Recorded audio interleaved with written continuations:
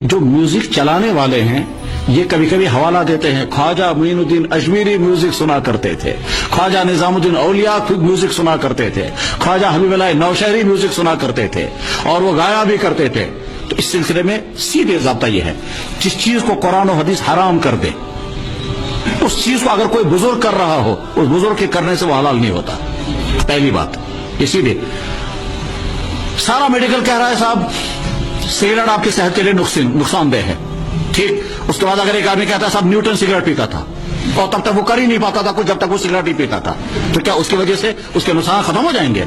ٹھیک۔ اگر کوئی آدمی یہ کہے گا کہ صاحب سنیے تمباکو انسان کی چھاتی کے لیے بے انتہا مضر ہے، اور آپ کہیں گے ہمارے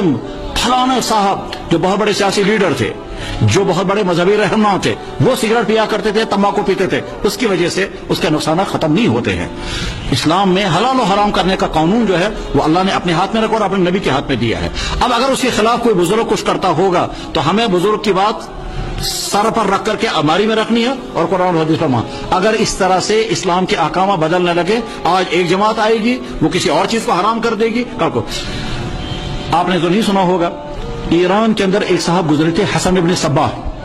جیسے آچاریہ رجنیش نے ایک جنت بنائی تھی، ہو سکتا ہے کچھ لوگوں کو معلوم ہوگا آچاریہ رجنیش، ٹھیک اسی طرح سے حسن ابن صباح ایک صاحب گزرے ہیں،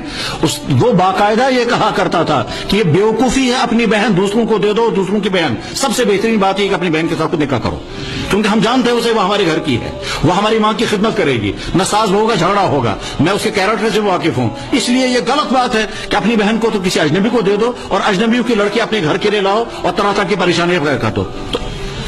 جن بزرگوں کی طرف یہ بات منسوب کی جاتی ہے وہ میوزک سنا کرتے تھے، یہ ان بزرگوں پر تہمت ہے۔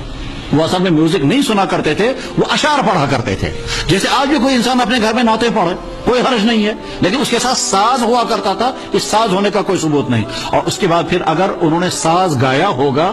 تو جناب والا ساز گانے والا عام انسان ہے، چاہے وہ بزرگ ہو، اس کے ساز گانے کی وجہ سے حرام چیز حلال نہیں بن سکتی۔ اگر خدا نہ خواستہ کوئی بہت بڑا آدمی شراب پینے لگے تو کیا اس کی وجہ سے کہا جائے گا کہ چونکہ بہت بڑے آدمی نے شراب پی ہے لہذا اب شراب حرام نہیں رہے گی؟ نہیں، شراب حرام ہی حرام، جو حرام ہے وہ حرام رہے گی چاہے کرنے والے۔ آج دنیا میں اکثر مسلمان طرح طرح کے حرام کاموں کو کر رہے ہیں، تو کیا کوئی کہہ سکتا ہے کہ مسلمانوں کی چونکہ میجارٹی اس کام کو کر رہی ہے لہذا اس کو حلال کیا جانا چاہیے؟ کہ نہیں، جو حرام ہے وہ حرام ہی رہے گی۔ ان بزرگوں کی طرف سے حوالہ دے کر کے جو لوگ کہتے ہیں خواجہ نظام الدین اولیاء، خواجہ معین الدین اجمیری، خواجہ حبیب اللہ نوشہری، ان کی طرف منسوب کر کے پھر یہ کہنا کہ یہ میوزک حلال ہے، ایسا بالکل نہیں۔ ساتھ میں یہ جو میرے بھائی نوجوان نے بتایا بالکل صحیح کہا، یہاں پورا ایک طبقہ ہے جن کا کام ہی ہے رات کو گانا گانا، وہ وارسی طبقہ، اور وہ رات کو میوزک چرس پینا، رات کو گانے گانا، اور وہ کہتے ہیں روحانی نماز پڑھنا، کھانا تو کھائیں گے پلیٹ میں، نماز پڑھیں گے روحانی۔ یہ دراصل گمراہی ہے، اس کے علاوہ اس کی کوئی حقیقت نہیں ہے۔ جس چیز کو اللہ کے نبی نے حرام کر دیا اس کو دنیا کی کوئی طاقت حلال نہیں کر سکتی۔